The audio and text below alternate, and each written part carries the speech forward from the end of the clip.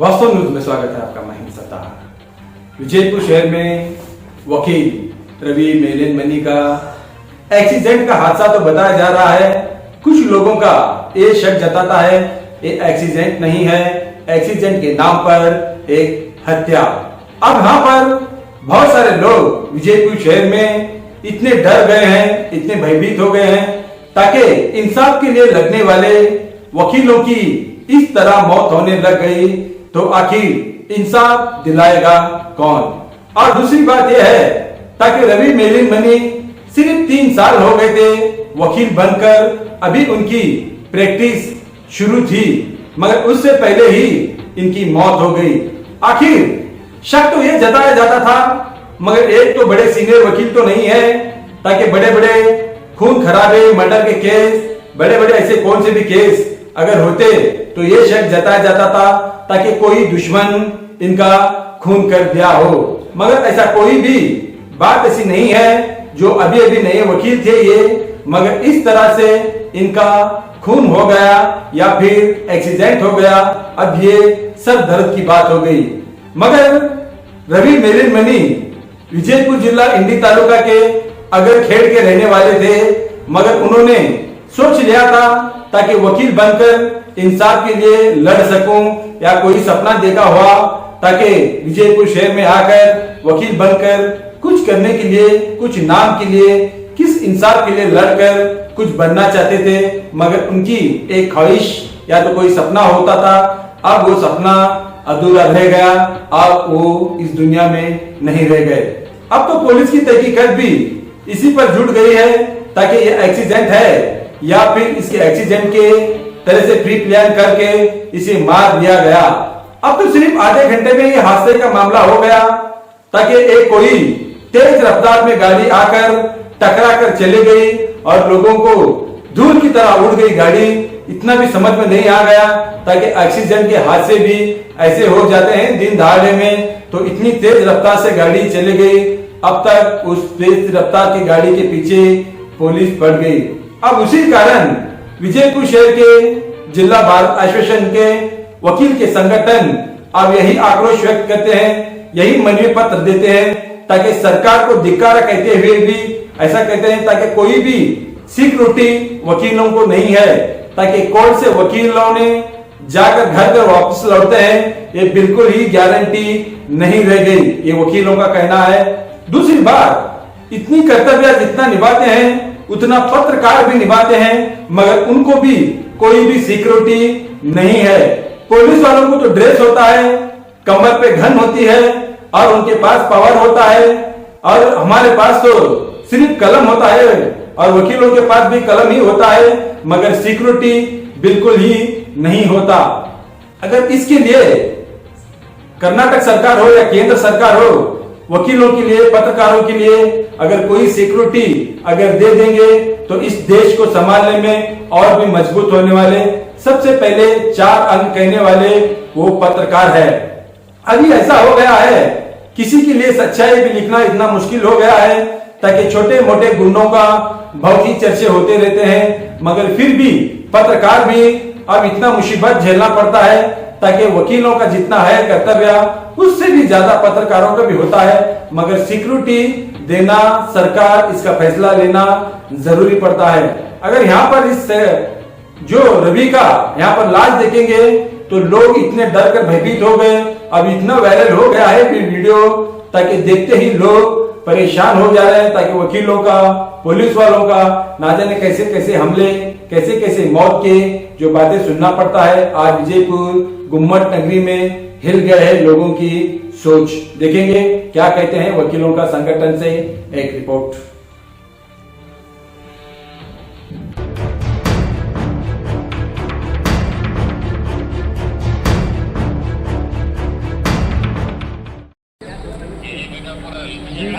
Office procession ಬಂದ್ ಆಗಿದೆ, control ತಗೊಂಡಿಲ್ಲ. ಯಾರ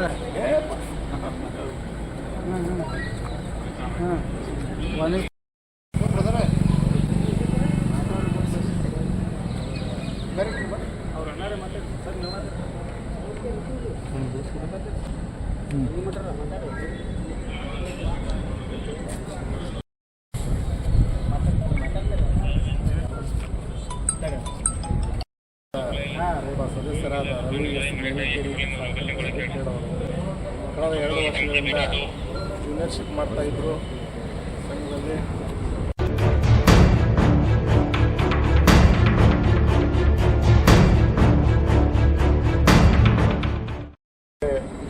ಯಾರಿಗಾದರೂ ದಿಗ್ಭ್ರಮೆ ಬರ್ತಾ ಇದೆ, ಏಕೆಂದರೆ ಸಾವು, ಆಕ್ಸಿಡೆಂಟು, ಇನ್ನು ಮರ್ಡ್ರು, ಅದು ಯಾವುದೇ ರೀತಿಯಿಂದ ಗೊತ್ತಾಗ್ತಾ ಇಲ್ಲ.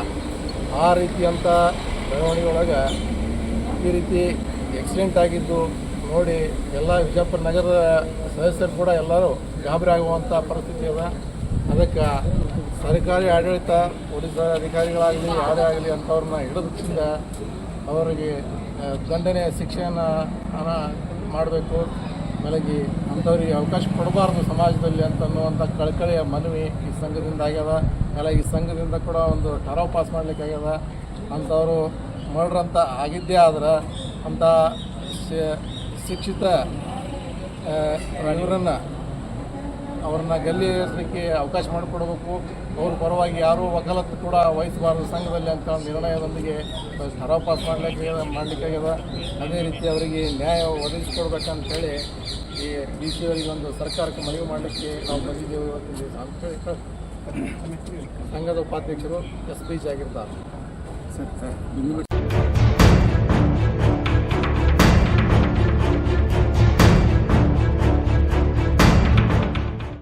ವಿಜಯಪುರದಲ್ಲಿ ನಿನ್ನೆ ನಡೆದಿರ್ತಕ್ಕಂಥ ಘಟನೆಯನ್ನು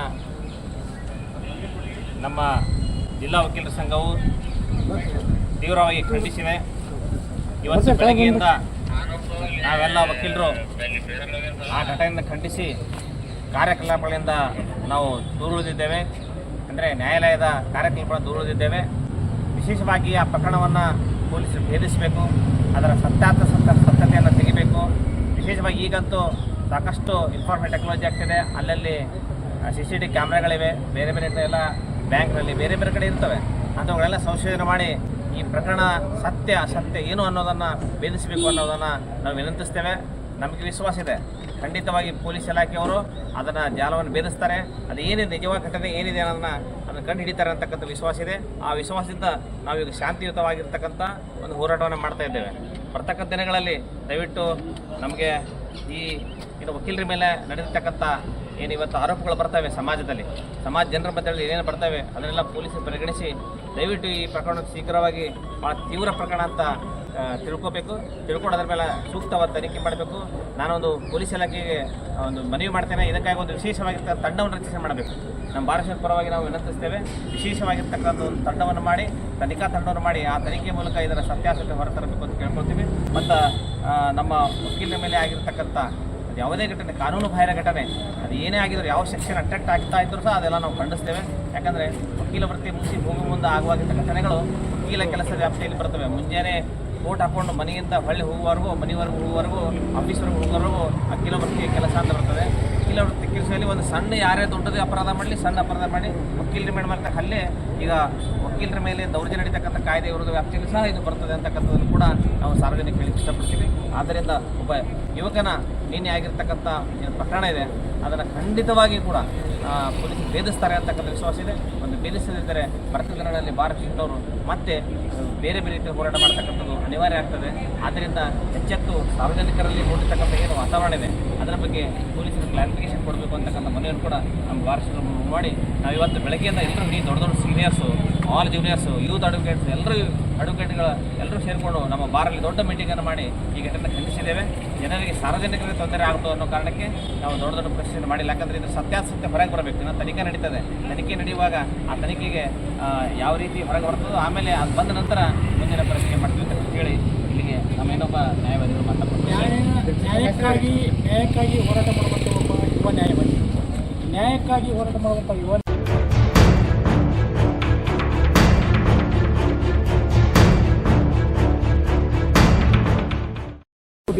ಯಾವುದೇ ಬಾರು ಸಹಿಸುವುದಿಲ್ಲ. ಇದು ಖಂಡನೀಯ. ಇದು ರಾಜ್ಯಾದ್ಯಂತ ಹೋರಾಟ ನಡೀತಾ ಇದೆ. ಯಾಕೆ ಅಂದರೆ ಸತ್ತಿದ್ದು ಒಬ್ಬ ನ್ಯಾಯವಾದಿ, ಒಬ್ಬ ಆರ್ಡಿನರಿ ಮನುಷ್ಯ ಅಲ್ಲ.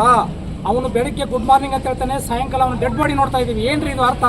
ನಾನು ಸರ್ಕಾರಕ್ಕೆ ಮನವಿ ಮಾಡ್ಕೊಳ್ತೀನಿ, ಮಾನ್ಯ ಮುಖ್ಯಮಂತ್ರಿಗಳೇ ಸಿದ್ದರಾಮಯ್ಯನವರೇ, ದಯವಿಟ್ಟು ನೀವು ವಕೀಲರಿಗೆ ರಕ್ಷಣಾ ಕಾಯ್ದೆಯನ್ನು ಸುಸಜ್ಜಿತವಾದ ಪ್ರಾವಿಷನ್ಗಳನ್ನು ಹೊಂದಿದಂಥ, ಅತ್ಯಂತ ಕಠೋರ ಕಾನೂನನ್ನು ಹೊಂದಿದಂಥ, ಸೆಕ್ಷನ್ಗಳನ್ನು ಹೊಂದಿದಂಥ ಕಾನೂನನ್ನು ರಚನೆ ಮಾಡಿ ನಮ್ಮ ರಕ್ಷಣೆಗೆ ಒಂದು ಕಾಯ್ದೆಯನ್ನು ಹೊರಡಿಸ್ರಿ. ಕೇವಲ just wiping out the tears from our eyes is not enough. V are not satisfied. Do it immediately. ನೀವು ಇದನ್ನು ಹಗುರವಾಗಿ ಪರಿಗಣಿಸಿದ್ರೆ ನಾವು ಉಗ್ರವಾದ ಹೋರಾಟ ಮಾಡಬೇಕಾಗತ್ತೆ. ವಕೀಲರಿಂದ ಈ ದೇಶ, we are the builders of the society. Do it immediately. This is because we are giving the this thing memorandum to the concern deputy commissioner. ನಾವು ಎಸ್ ಪಿ ಸಾಹೇಬರಿಗೆ ಹೇಳ್ತಾ ಇದ್ದೀವಿ. ನಮ್ಮ ಅಧ್ಯಕ್ಷರು ತ್ಯಾಗ ಶೆಟ್ಟಿ ಅವರ ನೇತೃತ್ವದಲ್ಲಿ ನಾವು ಹೋರಾಟ ಮಾಡ್ತಾ ಇದ್ದೀವಿ. ಶಾಂತಿಯುತವಾಗಿ ಮಾಡಿದ್ದೀವಿ, ನಾವು ಆರೋಗ್ಯಕರವಾಗಿ ಮಾಡಿದ್ದೀವಿ, ನ್ಯಾಯಯುತವಾಗಿ ಮಾಡಿದ್ದೀವಿ. ಈ ಹೋರಾಟವನ್ನು ನೀವು ಹಗುರವಾಗಿ ಪರಿಗಣಿಸಬಾರದು. ಕೇವಲ ಮನವಿ ಪತ್ರಕ್ಕೆ ಸೀಮಿತ ಆಗಿರಬಾರ್ದು ನಮ್ಮ ಹೋರಾಟ. ಇದನ್ನು ನಾನು ಕಳಕಳಿಯಿಂದ ಮನವಿ ಮಾಡ್ಕೊಳ್ತೀನಿ. ತುಂಬ ನೊಂದಿದ್ದೀವಿ ನಾವು. ಇದೇನ್ರಿ ಒಬ್ಬರ ನ್ಯಾಯವಾದಿನ ಹೊಡಿತಾರಂದ್ರೆ ಏನ್ರಿ ಅರ್ಥ? Out of the common people. Last time P S ಪೊಲೀಸ್ಗೂ ಕೂಡ ರಕ್ಷಣೆ ಇಲ್ಲ. ಇಲ್ಲಿ PSI ಸುಸೈಡ್ ಮಾಡ್ಕೋತಾರೆ without the proper ground. How he attempt the suicide? ಅವ್ರಿಗೂ ರಕ್ಷಣೆ ಬೇಕು ಅಂತ ನಾವು ಮನೆ ಮಾಡ್ಕೊಳ್ತೀವಿ. ಕೇವಲ ವಕೀಲರಿಗೆಲ್ಲ, ಅವರು they are also protectors of the society. ವಕೀಲರಿಗೆ ಮತ್ತು ನ್ಯಾಯವಾದಿಗಳಿಗೆ ಸುಸಜ್ಜಿತವಾದ ಕಾನೂನು ಚೌಕಟ್ಟು ರಚನೆ ಮಾಡಿ ಸರ್ಕಾರದಿಂದ ಈ ಮೂಲಕ ಹೊರಡಿಸಬೇಕು. ಮೆಮೊರಾಂಡಮ್ ಸುಸಜ್ಜಿತ ಏನೋ ಈ ಸಂದರ್ಭದಲ್ಲಿ ಶೀಘ್ರವಾಗಿ ಈ ಮನವಿಯನ್ನು ಸರ್ಕಾರಕ್ಕೆ ರವಾನೆ ಮಾಡಬೇಕು. ಡೆಪ್ಯೂಟಿ ಕಮಿಷನರ್ ಸಾಹೇಬ್ರೇ, ನಿಮಗೆ ನಾವು ಮನವಿ ಮಾಡ್ಕೊಳ್ತಿದ್ದೀವಿ. ಕೇವಲ ಅದಕ್ಕೆ ಕಣ್ಣು ಹೊರಿಸೋ ತಂತ್ರ ಮಾಡಬೇಡ್ರಿ. ಮನವಿ ಪತ್ರ ಕೊಡ್ತಾರೆ, ತಂದಿಟ್ಕೊಳ್ತೇವೆ ಅನ್ನುವಂಥ ಧೋರಣೆ ನಿಮ್ಮಲ್ಲಿ ಇದ್ದರೆ ದಯವಿಟ್ಟು ತೆಗೆದಾಕ್ರಿ. ನಾವು ಅದನ್ನು ಸಹಿಸೋದಿಲ್ಲ. ಈ ಹೋರಾಟ ಇಲ್ಲಿಗೆ ನಿಲ್ಲಲ್ಲ, ಇಲ್ಲಿಗೆ ನಾವು ಮುಗಿಸಲ್ಲ. ಇದಕ್ಕೆ ನ್ಯಾಯವಾದ ಒಂದು ನ್ಯಾಯ ಏನು ಜಸ್ಟಿಸ್ ನಮ್ಗೆ ಸಿಗಬೇಕು. ನಮಗೆ ಜಸ್ಟಿಸ್ ಸಿಗಬೇಕು. ಸಿಗೋವರೆಗೆ ನಾವು ನೆಮ್ಮದಿಯಾಗಿ ಇರೋದಿಲ್ಲ. ಇದು ಒಕ್ಕೂರಿನ ಒಂದು ನಿರ್ಧಾರ. ನಾವು ಯಾರೇ ವಕಾಲತ್ತು ವಹಿಸೋದಿಲ್ಲ ಅಂತೇಳಿ ನಮ್ಮ ಹಿರಿಯ ನ್ಯಾಯವಾದಿಗಳು ಈಗ ತೀರ್ಮಾನ ತಗೊಂಡಿದ್ದಾರೆ. ನಾವು ಯಾರೇ ಅವ್ರು ಅಕ್ಯೂಸರ್ ಆಗಿದ್ದೆ, ಅಕಸ್ಮಾತ್ ಅದು ಮರ್ಡರ್ ಆಗಿದ್ದರೆ ಅಕ್ಯೂಸರ್ ಪರವಾಗಿ ನಾವು ಯಾರು ವಕಾಲತ್ತು ವಹಿಸೋದಿಲ್ಲ ತೀರ್ಮಾನ ತಗೊಂಡಿದ್ದೀವಿ. ಇದು ಒಗ್ಗಟ್ಟಿನ ಹೋರಾಟ. ಒಗ್ಗಟ್ಟು ಅನ್ನೋದು ಇಡೀ ದೇಶದಲ್ಲಿ, ಇಡೀ ದೇಶವನ್ನು, ಜಗತ್ತನ್ನು ಸೃಷ್ಟಿ ಮಾಡೋರು ನಾವು ನ್ಯಾಯವಾದಿಗಳು. ಅಲ್ಲಿ ಗುಲ್ಬರ್ಗದಲ್ಲಿ ಒಬ್ಬನ ಕೊಚ್ಚಿ ಹಾಕಿದ್ರು, ಒಬ್ಬ ನ್ಯಾಯವಾದಿನ, ಇನ್ನೊಬ್ಬ ನ್ಯಾಯವಾದಿನ ಅವಮಾನ ಮಾಡ್ತಾರೆ. ಏನ್ರಿ ಹಾಡೋಗ್ಲ ರೋಡಲ್ಲಿ ಅದು ಆಕ್ಸಿಡೆಂಟ್, ಅದನ್ನು ನಾವು ಪ್ರೈಮಾ ಪೇಷನ್ ನಂಬಕ್ಕೆ ನಾವು we are not a fool. Advocates are the not pool.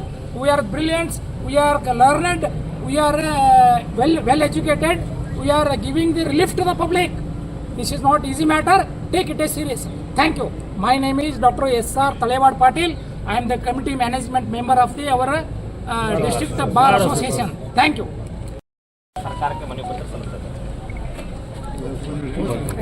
ದಿನಾಂಕ 8/8/24 ರವಿ ಎಸ್ ಮೇಲಿಕೇರಿ ಸಾಕಿನಗರಕೆರೆ ವಕೀಲರು ಇವರು ಒಂದು ದಾರುಣ ಸಾವಿಗೆ ಕಾರಣೀಕರ್ತರಾದನ್ನು ಬಂಧಿಸಿ ಅವರನ್ನು ಶಿಕ್ಷೆಗೊಳಿಸಬೇಕಾಗಿ ಸರ್ಕಾರಕ್ಕೆ ಮನವಿ.